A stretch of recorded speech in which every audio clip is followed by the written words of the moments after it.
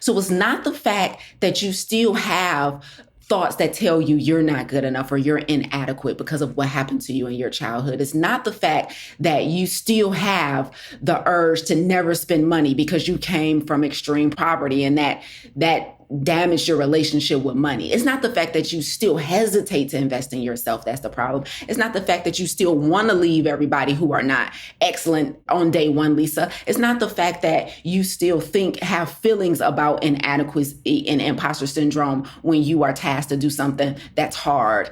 It's what happens after the thought. It's what happens after the craving. I said the sweet tooth is not the problem. It's the action that follows it that we are measuring our healing by. And that's the same thing I'm here to tell you guys. The most critical step in the healing process.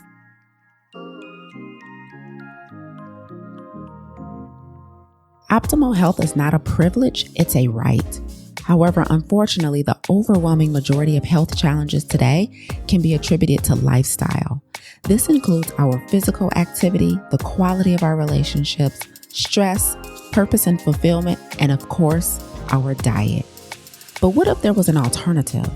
What if we could prevent and combat these health challenges with lifestyle changes before pills and procedures?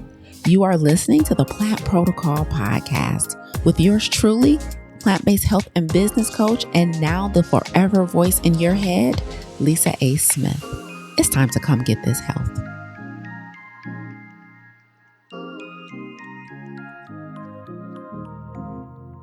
Good morning. Welcome back to our healing series. Today is going to be part 4 of our 4-part healing series. I've been talking about healing for the entire month of October, and it's been really healing. All pun intended. You know, this topic came about because I have been talking to you guys for the last several months about those components of our life that impact our health outside of the kitchen and the gym. I've been talking to you guys for the last several months about things like chronic stress, about the importance of living a life of purpose. I've been talking to you guys about things like your sleep hygiene. I've been talking to you guys about all of those other topics that impact our health outside of diet, outside of fitness. And so I decided to dedicate October to healing because it is one of the topics that I haven't talked about as much. And I wanted to impress upon you guys the importance of healing when it comes to being able to be the best version of yourself inside and out, from the neck down and the neck up. Because I am a whole food plant-based vegan. I am a former personal trainer. I value health at a very high level, but I will be doing you guys a disservice if I attributed the quality of my health to strictly my diet and my exercise regimen. And so the reason we've been talking about healing this month is because me healing from my dad leaving at a very young age has played a profound impact on my ability to be healthy today. It's played a profound impact on things that you wouldn't even imagine, like my ability to be consistent and disciplined in my health. It has played a profound impact on my ability to stick to things that I start. It has played a profound impact on everything that I do. And so I don't think healing is as big of a conversation when it comes to health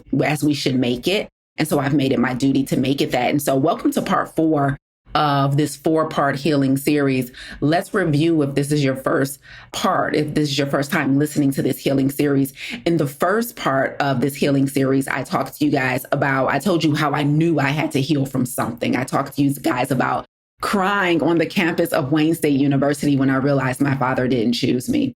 And in part 2 of our healing series, I talked to you guys, I shared with you guys what being unhealed cost me. And I broke down how me being unhealed caused me to have imposter syndrome. I broke down how being unhealed cost me my confidence. I talked about how being unhealed cost me to make decisions that cost me thousands of dollars because I was in my head telling myself stories about who I wasn't and what I was not capable of. In part 3 of this healing series, it got good because I told you guys about what healing has allowed me to accomplish. And I talked to you guys about what life looked like for me on the other side of healing from abandonment from my father. And so in the last part today, I want to share with you guys the most critical step in the healing process. Okay. And so we're going to put healing And my hope is that at the end of this conversation, and after you've really consumed these 4 parts in this series, that you can put healing at the top of the list when it comes to things that impact your ability to live optimally, physically, mentally, emotionally, when it comes to longevity, when it comes to the quality of your relationships. Healing is going to play a major part in all of that.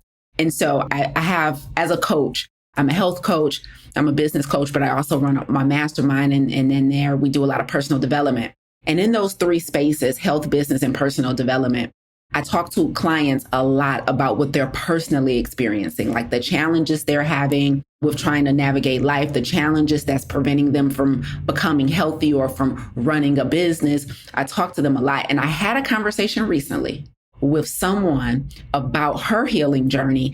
And I thought it would be so apropos for me to bring it to you guys and share with you guys a bit of that conversation so that you guys can understand this final, most critical step in the healing process. I'm Lisa A. Smith, plant-based health and business coach. So my favorite thing is to come on every Monday and talk to you guys about different aspects of your health that you need to be mindful of and channeling energy toward so that you can be the most optimal version of yourself. Because I didn't become the most optimal version of myself when I lost 65 pounds years ago. When I adopted a whole food plant-based vegan diet years ago. When I started mastering exercise science, I became the best version of myself when I started doing all the bigger stuff that requires a heavier lift outside of the kitchen. When I made tough decisions and eliminated chronic stress, right? When I made tough decisions and only decided to be in relationships and friendships and professional relationships that were mutually beneficial. When I made the tough decision to work through my personal childhood trauma, which was my father deciding that he didn't want to be in my life after co-parenting with my mom for a while and then abandoning your girl, right? And I haven't seen him since. And so I've done all of that work, and that is the version of me that you see today. And so when I tell like my plant-based story, people think like a plant-based diet is a panacea. It's not. It will help you prevent heart attacks and stroke, the number 1 cause of death in the US, but it's not all the work that we have to do to be the best version of ourselves. So let's get into our final installment in this healing series. And this is the most critical step in the healing process. And that critical step is wound care. It's wound care. So you would think, the most damaging part about being unhealed or getting hurt, should I say, is the trauma, the infliction, right? It's getting hurt, right? And so for me, when my dad decided he was going to stop co-parenting with my mom and stop picking me up for visitations and doing the quality time thing many, many years ago when I was young, I think I was still in elementary school when he stopped visiting me. That was painful for sure, right? And then that manifested into years. And then I got into my mid-30s and discovered the pain, and then had to do something about it. And so all of that was a journey, right? And so then getting into therapy and having to talk through the things that have bothered me and the ways in which I was triggered, that was a journey. But I believe in hindsight, looking back on my particular journey, today to function as an adult, to function as a full-time entrepreneur, to function as a coach who was responsible for helping other people become the best versions of themselves, I believe the most critical component of healing for me is no doubt wound care. It's wound care. So let's talk about this. So let me tell you about this conversation that I had with a client recently, right? It was so juicy. So we were talking about healing and she was like, well, how do you know when you're healed?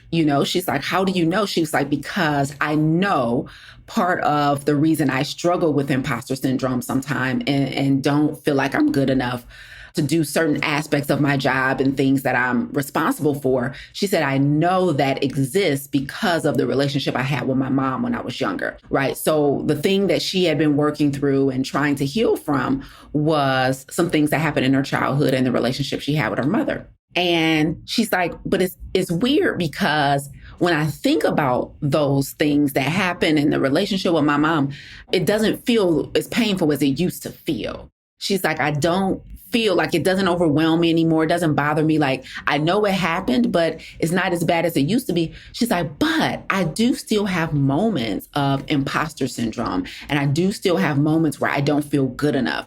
And as a result of that, I feel like maybe I'm not healed yet because I still am triggered. Like I still have these triggers where I get assigned a responsibility and I instantly feel these feelings of inadequacy. And so she was asking me, she's like, Coach, like, how do I know if I'm fully healed, if I'm still having these feelings about myself that came from that experience, right? And I'm going to tell you guys what I told her.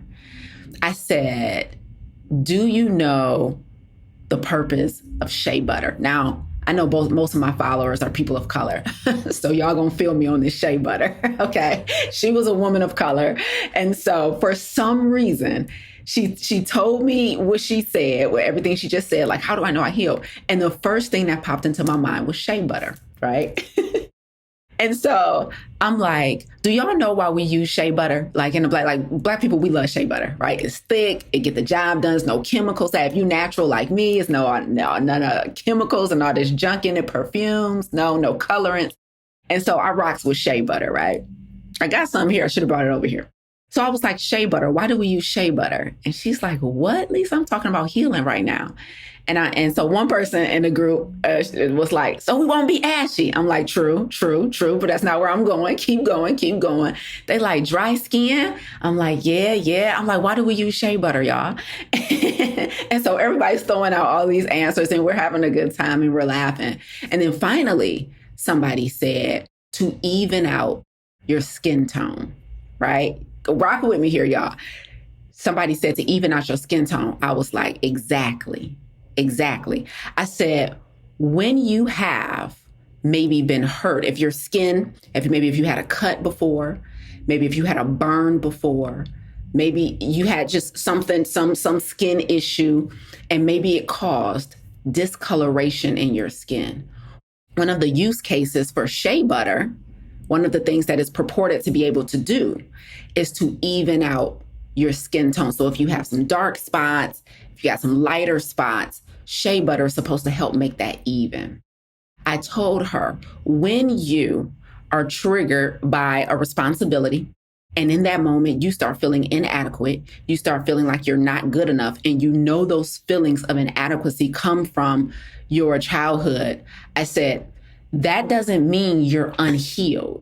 It means you have a scar, right? And so what that means is you need a version of shea butter to even out your skin tone. So what shea butter does for our skin physically, right? Something like affirmations, scripture, meditation will do for your scars that you have emotionally. I said, when you are triggered in those moments, you don't necessarily, your whole life doesn't fall apart because of what happened to you. You have done a whole lot of work to overcome and heal from the thing that was traumatic for you. However, you still have a scar. I said those feelings and those intrusive thoughts of inadequacy is the scar. When we are broken, when the skin is broken, the body activates to rush to that place on our skin to heal it. So it'll close up. But what is essentially happens if you were burned somewhere, if you were cut somewhere,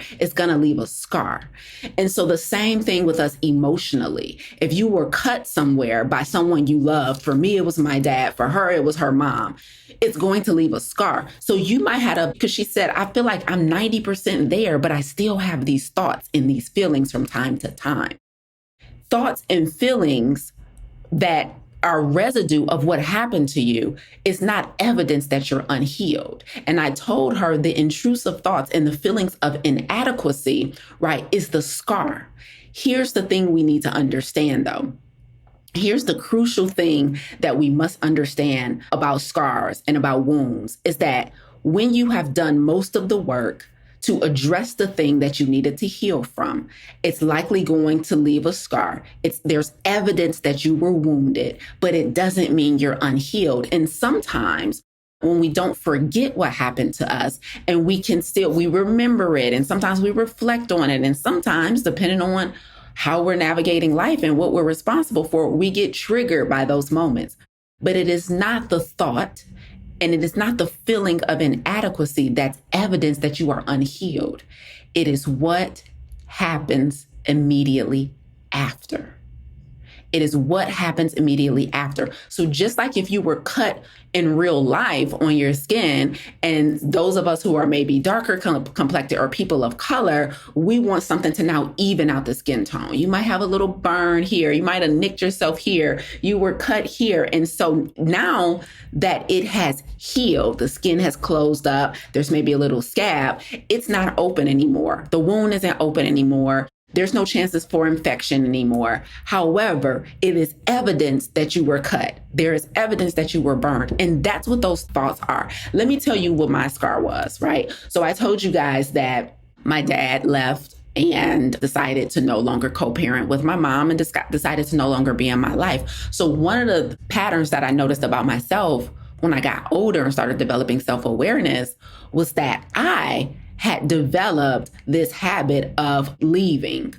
My scar was like immediately when something didn't feel right, when I didn't like a situation, my go-to was to leave. It was like, deuces, I preferred to leave situations than to fix situations. That was my scar from my dad leaving me. I'm like, he inadvertently taught me, like, if you don't want to do this, just leave. If you don't want to do this, just shut the whole situation down. Right. And so that was my scar. My thing was leaving. Her scar was when something came up that required her to perform in a certain way, she felt inadequate. She felt like she wasn't good enough. Right. My scar was, I'm going to abandon this whole situation. Right. And so I preferred to leave instead of fixing situations. And so that was what was left over for me. And it doesn't mean that sometimes leaving wasn't the right answer, but I was using the wrong criteria to make the decision. I was using my feelings to decide every single time. And feelings have a place, but I needed better decision-making criteria. But my dad had taught me how to leave, and I'm like, forget it. I can be alone. I don't need none of this. You know, I'll move away out of a city. I'll leave a job. I'll leave a person. Like, I don't let friends go easily. Like, you did what? I don't like that. I'm out.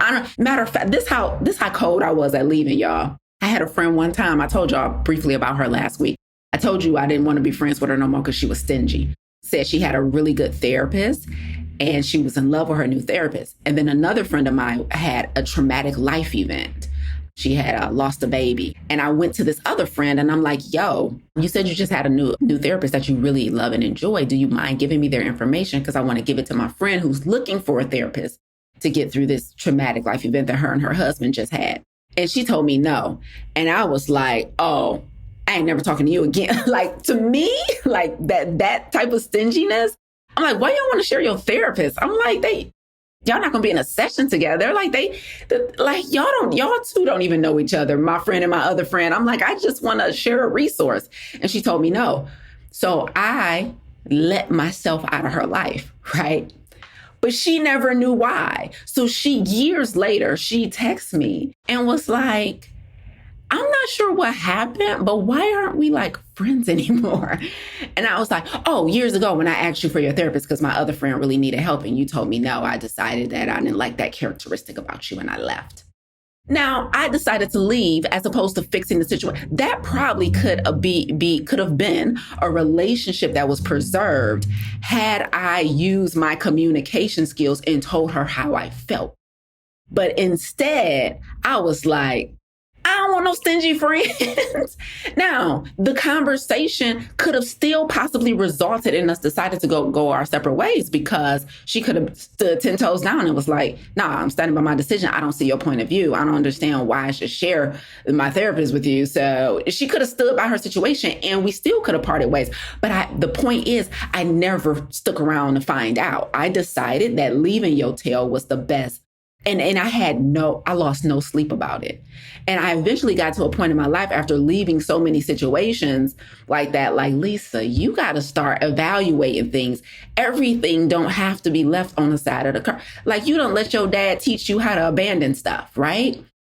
And so that was my scar. Like, my thing was, as soon as things got uncomfortable, as soon as I saw something that I didn't like, and instead of addressing it and having adult conversations and maybe looking at what role I played in the situation, I'm just like, shut it all down. I'm out.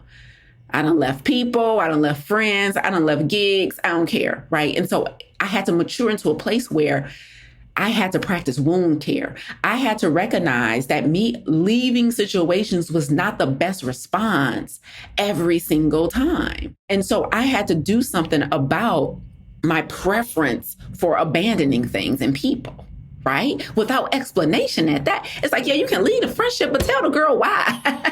Like, what is you doing, right? Because we were super cool, like super cool. And now, a word from our sponsor. Oh, wait, that's me. I'm the sponsor. This episode is being brought to you by the Plant Protocol's 30-day salt, oil, and sugar-free vegan challenge. Weight loss, stabilized blood pressure, blood sugar, and cholesterol, mental clarity, increased exercise, healthy relationship with food, sugar and fast food addictions eradicated. Those are just some of the results our challengers got during our last challenge, and it's going to be even better next time. If you want to experience the power of plants, if you want to learn more about what is plant-based lifestyle, and you need to do that in community with experienced coaches, with live interactive classes, say less. This challenge is for you. It only takes a minute to click the link in the show notes to get registered. Go tell 3 of your friends to tell 3 of their friends that it's time to come get this health. Get this transformation. Get registered. We're kicking off prep month on December 1st. The challenge officially begins January 1st. And from now until then, we'll be dripping masterclasses and content and recipes to you to get your mind and your body ready for a phenomenal transformation. It's time to come get this health. Now back to the show. So what I told my client is what I'm telling you guys, which is what I had to tell myself first. Number 1, just because when you've done the work, it doesn't mean there's not a scar.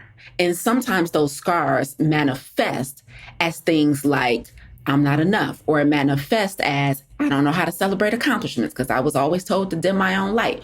Or it might manifest as soon as I see something I don't like, instead of talking it out like an adult, I leave, right? And this is where wound care had to come into place. And so for me, my shea butter, the thing that was going to even out my skin tone, even out the healing process for me, was I had to start meditating. I had to start doing way more personal development work and get to know myself better. I got into a personal development community, and in that community, they use an assessment. And this assessment teaches you what your natural strengths are and what your natural limitations are.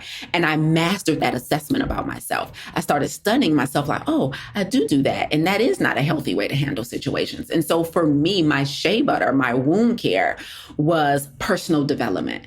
It was developing a super high level of self-awareness. These are my natural strengths. These are my natural limitations. These are my natural preferences that don't serve me. I had to be aware that my preferences don't always serve me. My preference is to leave everything, but Lisa, that doesn't work. Because do you know how many assistants and people I've been through in my company alone? And I used to blame people. I used to be like, why can't I find a good assistant? Why can't I find a good administrative assistant? Because I would abandon every person every time they didn't do the job the way I wanted them to do it. I didn't look in the mirror and say, well, did you train them properly? Did you give them solid, clear direction? Did you reinforce them when they did do things right? I would just abandon every assistant every time. Like, you're not excellent. You're not excellent. And then I'm on social media making posts like, you need to have a spirit of excellence when you work for somebody. Girl, you need to be a better leader and learn how to train people. What is you doing, right? But my abandonment, my scar was so big, and I wasn't practicing proper wound care, that I would just think it was everybody else that was the problem. Like, girl, you ain't never gonna have a team if every time somebody's imperfect, you run for the heels, right? And so I think that is gonna be helpful for a lot of you who are on your healing journey, or maybe, again, the wound has closed, but the scar is still there. And so for you, number 1, identify what your scar is. Identify your proclivities to certain behaviors that is a result of what you had to heal from. Because it doesn't mean you're not healed, but you're not practicing wound care. Am I making sense? Because I got one more analogy for this that I'm about to bring to you guys. So let me give you an example that is so clear in the health space. Okay. So as a plant-based health coach, you guys know I'm the founder of the Plant Protocol 30-Day Vegan Salt, Oil, and Sugar-Free Challenge, right? So twice a year, spring, winter, we do this 30-Day Vegan Challenge. And we're coming up on our next one, which is going to start in January. And because we remove sugar from people's diet for this challenge so that they can get healthy, it becomes a big deal because sugar is so addictive, and I call sugar a narcotic. So sugar is a narcotic, right? It really hijacks your brain, it hijacks your body. It's just a terrible substance. Refined sugar, right? We still eat fruit, y'all. Everybody calm down. But refined sugar is such a toxic substance. So let me tell you what happens when people try and give up sugar. So when people work with me and work with us at the Plant Protocol, a lot of people come in with a sugar addiction right now. I apologize to anybody who's offended by the word addiction, but anything that has more power over you than you have over it is a problem. I'm telling people they're coming in overweight, they're coming in diabetic, they're coming in hypertensive, they're coming in with autoimmune conditions, they're coming in with kidney failure, they're coming in with cancer, they're coming in with skin issues, they're coming in with reproductive health issues. And I'm telling people, I'm like, listen, at the root of all those conditions is inflammation. Sugar is one of the top causes of inflammation in the body. We have a no sugar protocol. We do not have a moderation protocol. We have a no sugar protocol because you're coming in and you're already compromised. Your body is compromised or your mind is compromised. You're coming in with depression. You're coming in with anxiety. You're coming in with brain fog. Sugar is one of the top causes of brain fog.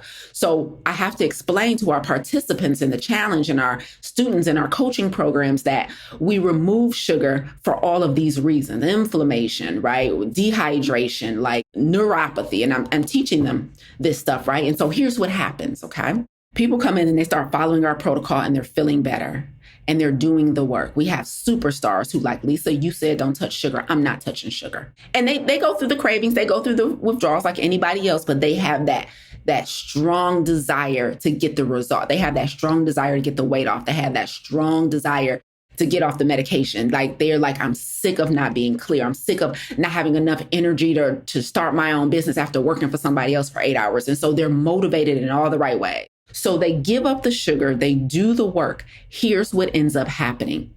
During one of our coaching sessions or during one of our live classes, they come to me and they say, Lisa, I think I still have a problem with sugar. And I say, why do you believe that? And they say, because I'm still craving sugar.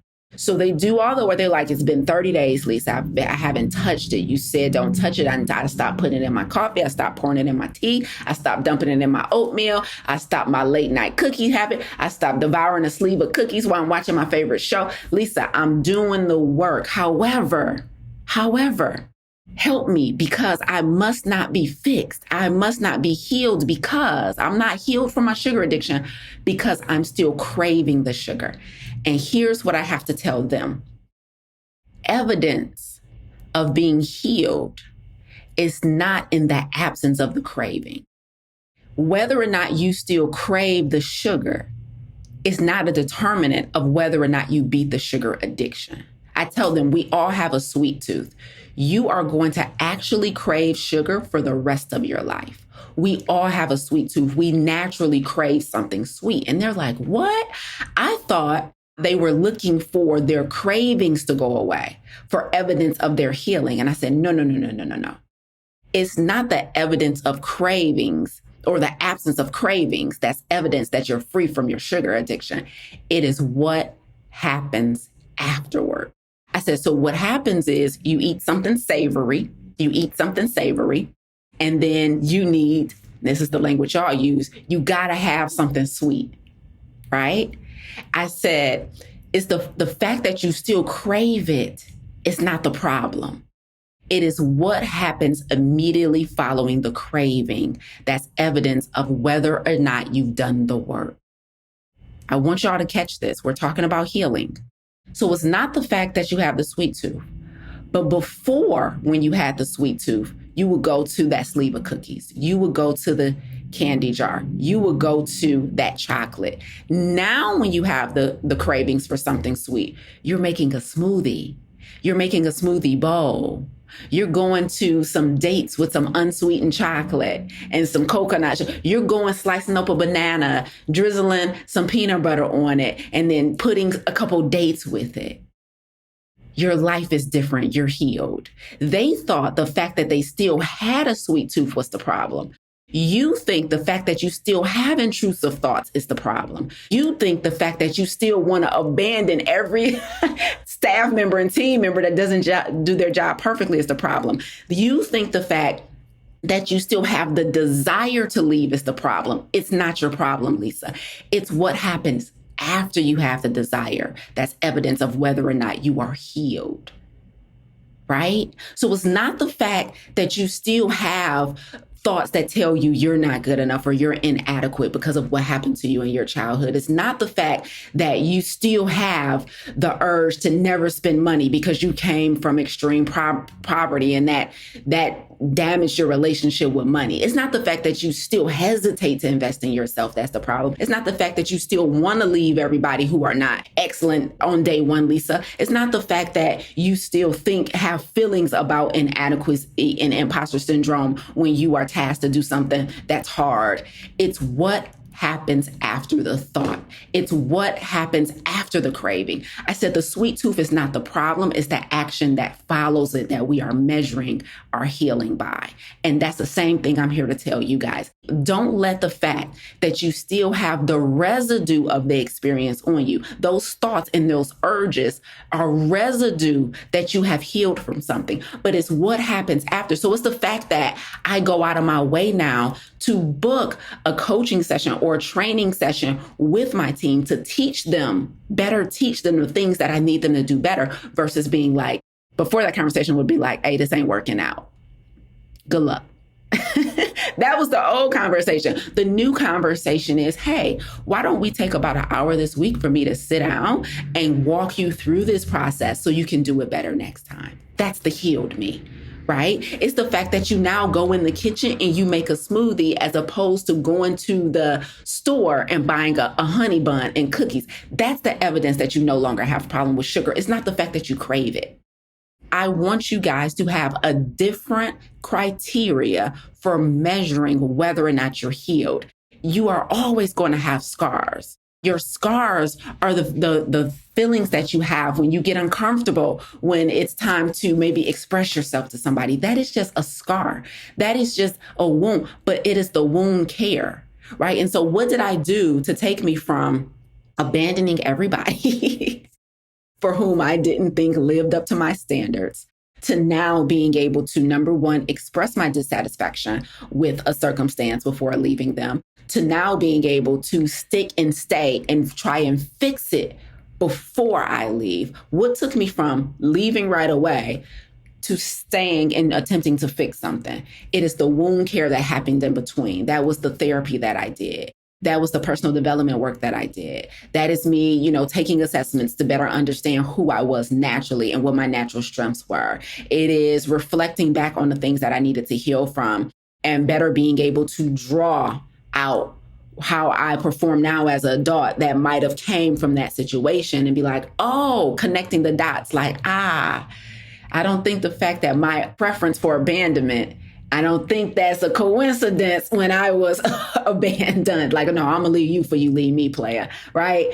Now I'm like, oh, we actually got to talk about this and I got to tell you how I feel and I got to tell you why you shouldn't have been stingy with your therapist. You know what I'm saying? So that is the most critical step in the healing process, is being able to recognize the wound and then doing wound care and getting your version of shea butter to even out the skin tone. Like, that means you're evening out your emotional intelligence. You're evening out your personality. You're evening out your temper. You're evening out, what is your shea butter? What are you going to use to heal the scar? But I want you guys to know that scar is just an evidence that you were once broken, but you're not even anymore. And that is the most critical component of this whole entire healing journey, is being able to use a different criteria to make better decisions, where before you were making it from an unhealed, unhealthy place. Now you can make better decisions because you've done wound care.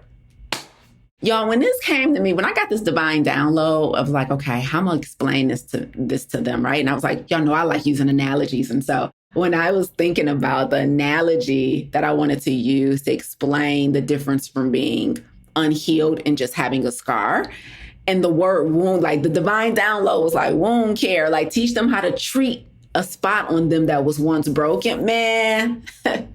I started fist pumping. I'm like, I don't know if it's going to land with them, but it hit me heavy. So I still geek out over my work when I create talks and stuff. So y'all don't mind me. I still geek out. But like, I hope that made total sense, because sometimes we think I still crave sugar, so I must have a problem with sugar. No. It's just like addicts. Like I use some of the principles from AA, Alcoholics Anonymous, in the way I coach and the way I teach and the way I curate community, because I read their book and about how they have had such success on a model that is built on volunteers. Like the AA model, if you guys ever, like if anybody likes to geek out on stuff like that, I would highly recommend studying, it's weird, but Alcoholics Anonymous, because over the years, the decades, they have built a model to help people that strictly relies on people's just willingness to do it. That, people aren't paid. They're supposed to stay anonymous. Like it is so, their motto is so interesting. And, one of the things that, people who have had to live with like drug or alcohol addictions, they say is that you're always an addict, right? They're like, you can be 20 years clean, right? You can have went 20 years without touching a drop of alcohol or touching the drug, the substance or whatever. But they still always, in AA, they still always consider themselves addicts, even though they could be 20 years clean. And I want you guys to understand the same thing. Like going back to my sugar addiction analogy, you still crave it. So they might have moments in their lives where they go-to would have been a drink. Their go-to would have been a drug. But wound care, they've done the work. They got into community. They started doing the work to heal from that desire, from that proclivity to pick up that drink and pick. But it doesn't mean they're not still an addict, right? Even though they've been clean. So the same thing goes for all of us who all need to, or maybe need to be healed from something, needed to be, or need to be healed from something.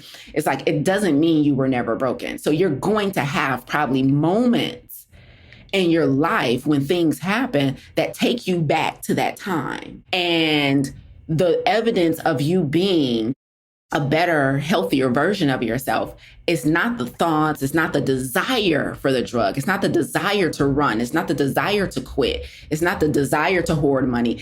It is what happens after the desire hits, right? Like they might have the desire to drink, but then they activate another one of their tools that they got during wound care, and now they're able to make a different decision. But it doesn't mean they're not still an addict. And so that's it doesn't mean I wasn't hurt. It doesn't mean I wasn't broken. It doesn't mean I'm going to ever forget that my biological father decided not to choose me twice. If y'all didn't listen to episode 1, he decided not to choose me twice, right? So I'm never going to forget that, right? That's going to live with me forever. But it's the point that I've done the wound care and it's no longer an open wound. So now I can actually get into healthy relationships with friends and partners, right? I can actually navigate conflict in a healthy way. I actually can navigate my role as a CEO with building a team in a healthy way. I'm not trying to leave everybody that makes one mistake. Like it is so different on the other side of this, but it doesn't mean I'm not still an addict. Does that make sense, y'all? So I hope this was very helpful. This concludes our 4-part healing series. And so a lot of you guys have consumed a lot of my content about the importance of, outside of diet and exercise, the importance of things like eliminating chronic stress, the importance of things like living fully in your purpose, living a life of radical obedience. But I had to make sure that healing entered the conversation because it has been such an integral and critical part of who I am today. And I want the same thing for you guys. And so I'll do that more and more as I hit more stages, as I do more podcasts, as I get on other people's platforms more and more. I'm going to make sure I talk about healing as much as I talk about purpose, as much as I talk about obedience, as much as I talk about chronic stress, as much as I talk about all of those other things that causes our lives to be less than optimal. And so I hope you guys enjoyed this 4-part series. All 4 parts are available on my YouTube channel at Lisa Angel Smith. It literally says healing part 1, healing part 2, part 3, and today will be part 4. Thank you guys for hopping on today. If you're not already registered for our next 30-day vegan SOS free challenge, salt, oil, and sugar free challenge, please do so. I'll make sure the links get dropped. They'll be in the show notes on this episode on YouTube and all over the place on Instagram. In my bio, you can comment challenge on one of my posts and we'll send you the link to get registered. So it's a free challenge. You can't upgrade to VIP because some people like the front row like me, but it is a free challenge. And during that 30 days, I'm telling you right now, we get people off of medications, weight loss, food addictions. Oh my God, energy levels go crazy. It's just things can change when you really adhere to a proper dietary protocol. But it's hard to adhere to it when you have some beliefs in the way, some limiting beliefs getting in the way. And so I'll address those things starting next week. But until then, I will see you guys. Make sure you have a phenomenal, healed rest of the year. I hope this series has blessed y'all. Take care.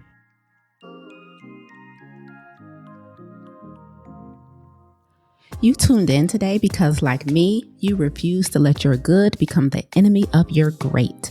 You're not settling for good health when optimal is well within reach. If you're ready to go from good to great, visit lisaangelsmith.com to learn more about our plant-based health coaching program, Farm to Table, and our plant-based business accelerator and coaching certification. But before you go, if you enjoyed what you heard today, please consider rating and reviewing this podcast. Until next time, remember, radical obedience is still undefeated. Stay obedient.